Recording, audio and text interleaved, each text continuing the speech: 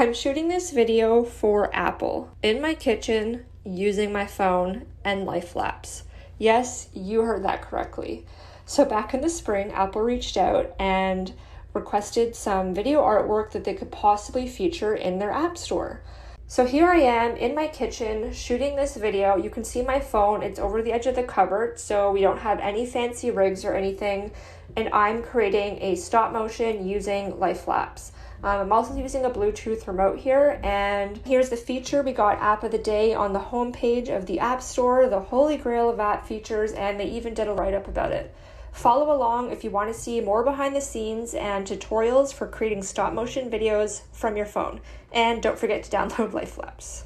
Thank you so much for watching. If you enjoyed this free tutorial and you want a chance to win $100 to Amazon, which is, by the way, where we buy most of our stop motion gear, please leave us a review in the Apple App Store sharing what you love most about Lapse.